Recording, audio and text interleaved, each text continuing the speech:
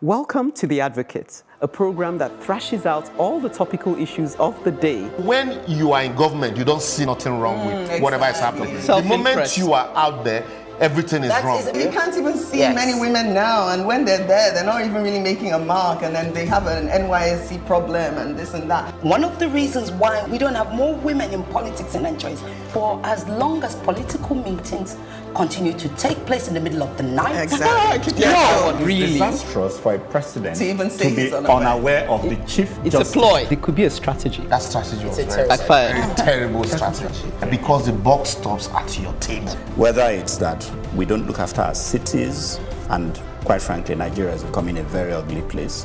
When you are the only one feeding the people with this news, and there is nobody countering them, it becomes, the news. It's that time again, and we're on our marks, set and ready to go with topical issues to thrash out. I'll be hitting the tracks by crusading for an endangered species. And no, I don't mean a category of plant or animal life, but our juveniles.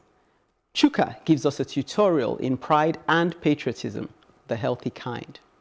Ireti drops the bomb by taking on the provocative topic of our population explosion and family planning. Uche, who is irked by bad behavior on social media, decides to do something about it. She's out to teach us some manners. Yes, so our beloved Libras is unavoidably missing in action. Nonetheless, there's always more to say than time will allow, so Libby or not, here we go.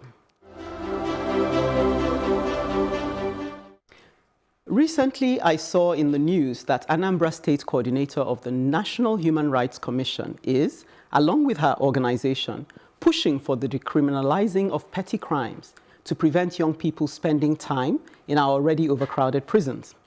We were told that, as at the time of the report, 523 children were languishing in Anambra prisons. In a post titled Group Kick Against Juveniles, Adults Cohabiting in Nigerian Prisons, documented just over a month ago, it is worthy of note that the matter of reform homes for juveniles was still being campaigned for. Note that a lot of these juveniles are incarcerated for crimes associated with funding drug habits, so clearly there's a need for rehabilitation and not incarceration, among other interventions. In a recent article, the Daily Trust refers to a brief study that found that 3.5% of inmates detained in Nasarawa State are juveniles, including between 2016 and 2017, 30 babies being held in prisons such as Kirikiri alongside their mothers. This is in direct contravention of Article 43A of the United Nations Convention on the Rights of a Child, which states that child offenders should be handled within age-appropriate jurisdictions and institutions. The deductions of a specialist psychiatrist, as if it were not obvious to any thinking people, is that by not conforming to the international rules, Nigeria risks producing kids that will grow up hardened and abusive to others. So although we applaud Anambra State, it may be too little and more than a little late. What is needed is for us to declare a national emergency, since we all, through national neglect, have turned our misdirected youths into an endangered species. All hands must be on deck to remedy the situation before the chickens come home to roost. The floor is open. Look, this is something that's it's been around and it has been discussed many, many times. Okay. And it goes around and nobody ever seems to have a solution for it because it's a hard one, it's a tough one. But first and foremost is, no, absolutely not should we have children in prisons. However, we should have correctional centers for children where they get educated, number one. Number two is that we have too many prisoners as it is in our prisons. And we have more of the prisoners who should actually not be in prison, and the ones who should be in prison are in Abuja. Right. So that's the first thing I think we can all agree on. Really, right? Yeah, the ones who should be in prison are in Abuja. She's got radical. I just picked up on that. I was like, when you said Abuja, I was like, we were wondering what they were doing. Oh, okay. Well, no, because somebody steals pure water bag or, and he goes to prison, you know, yes, and they go to prison for it. They steal a bit of food, and nobody's here condoning crime, of course not. But I don't believe, and you know, as you know, I'm a liberal, and I'm very much about correction rather than before punishment. You know, I don't believe that any child was born bad. I do believe that we have a society that dehumanizes people and turns them into all the things that they would rather not be as a person. So I like what the whole thing we were talking about in your script was about Anambra, and I would like to take it, you know, sort of wider. What does the law say about petty crimes, and what do we call petty crimes in Nigeria? First and foremost, I think that's the first thing. Petty crimes is, like I said, you know, a bit of pure water. Shoplifting, as we would call it in any other part of the world, right? You know, a bit of breaking into a car and stealing, I don't know, the 50 naira that's in the glove compartment or whatever, you know, grabbing somebody's phone. Yes, all of those things are harmful to the person that it happens to. But if we continue to put children in jail, if we continue to put adults who have merely hard of luck or lost their way or even influenced by drugs in jail, if we continue to deny ourselves the accountability, and when I say we in this case, I'm actually talking to the government. You know, me, I often talk to the people, but this time I'm talking to the government. If the government continue to deny accountability, that it is, first and foremost, the whole point about justice is remedy, not criminalization. We have too many lawyers in Nigeria, which makes you wonder why there are so many people in prison. The reason why, in a sense, do you get what I'm saying? So it goes on and on and on. So what are we doing? Like you said, we can't do anything until we accept that remedy is more important than criminalization. And when we get around to it, I'll give you an example of a remedy that I read about. I don't know. I want to come in quickly here. Go ahead. I mean, really, I've been monitoring this. It's strange to me because I think more than 3 years ago, I was looking at this particular area because I was hearing stories of, you know, there was a boy in one case, he was in his compound and the Biafra people were doing their thing and the police came to round them up. Biafra and they IPOB or what? IPOB, sorry. Okay. They threw the flag over the wall and it landed in the compound and this boy just walked up to it and they came and rounded him off. Now, it just so happened that his family, nobody was there, just the neighbor that saw them because they had no obligation to tell the parents this boy is now in prison. But the neighbor saw them take this boy and said to her neighbor when she got back, your son was carried away by these people. That's how she then, you know, went looking for him. And eventually she got a lawyer who did a pro bono sort of, and that's the way they got him out. Otherwise he had ended up in prison. No one would have known where he went, you know, and it's the vulnerability of the children. And so, you know, when I was thinking, when she was saying, you know, the government, sometimes, like one other case very quickly, there's a lady who, the child who was helping her, you know, look after her home or, you know, house help, she said she stole something and she basically took her and had her put in prison. Now, normally the law says that child can't speak for his or herself, so he needs a guardian. That woman is her guardian. She came to Lagos to help that woman. That woman abandoned her to prison. So by the time, before that child got a hearing, and she had spent 6 months. So a lot of these children are so vulnerable, you know. And these are the things that I really have a problem with. Like in Nigeria, they put people straight into prison, and then they don't try them for years. First of all, we have children. So many are sitting on remand. So many are just sitting there. Nothing is going on, and they might even just die there, and nothing would have gone on. Many do. Now we're looking at children, for crying out loud. Shouldn't we have juvenile courts? Apparently, Lagos is doing better than other states. Oh, yes, well, Lagos does, you know. yes. And that's the thing, and that's what I'm saying, you know, if we look at it and we isolate it state by state, then we're not doing ourselves any service. Because we need to, it's a nationwide thing. It needs to be a nationwide practice. Why is it that we can't just, you know, have those correction centers like abroad, you know? We do have them, but the ones we have are not very functional. They're not functional. So as far as I'm concerned, we don't have them. We don't have them. And then what's scary also is that it's actually our society, our system, the way everything works here that actually pushes people to crime. Yes. Like I said, dehumanize. A lot of people don't even want to do these things. I mean, Exactly. I've seen, there was a lady the other day, I think I saw this on social media, and she was carrying her baby and she stole food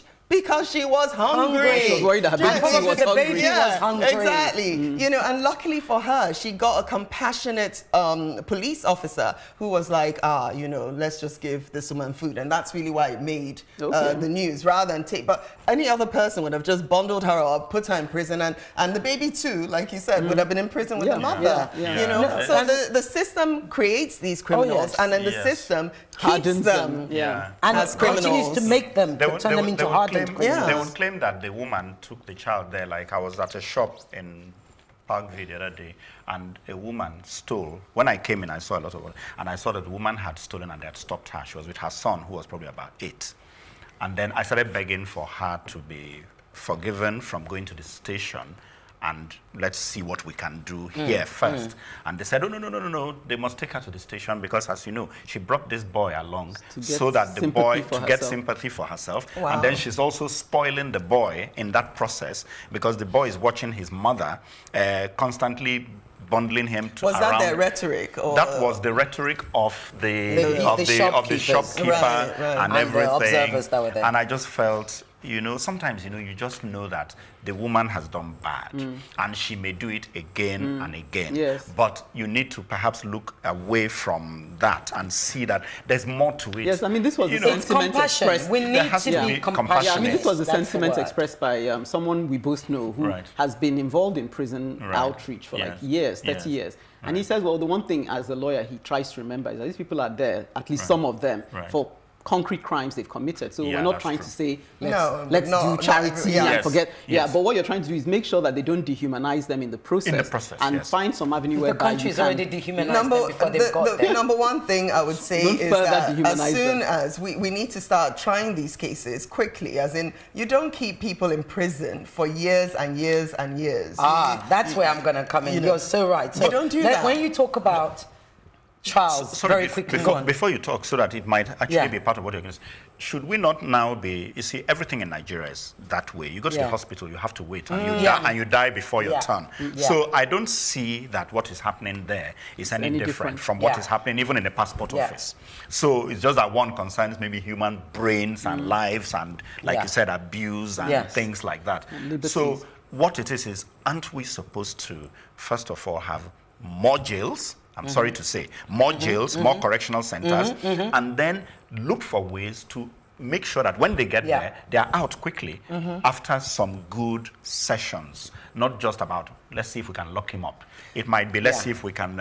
So I'm just saying that on the whole, aren't we just... To support what you're saying, and I think we're on the same track. So, Uche, very quickly. So, first and foremost, the problem with the Nigerian legal system, the justice system, is that believe it or not, the judges are still handwriting cases. No, they are. I know that one for a fact. And as a result of that, everything moves at snail's pace. Right? So perhaps they would have been able to cover, I don't know, maybe 10, 15 cases in a day. They end up covering 5. Okay. Now, that's if they show up. That's it, exactly. That's the other thing. That's it. And couple that with a criminal justice system that's possibly it's not even fit for purpose anymore because what it was designed for a population that was much less than this. It was designed for a time that was not like this, and a crime that was not like this. So it's time for us to look at, and amid some news, you know, so we need to look at the penal code.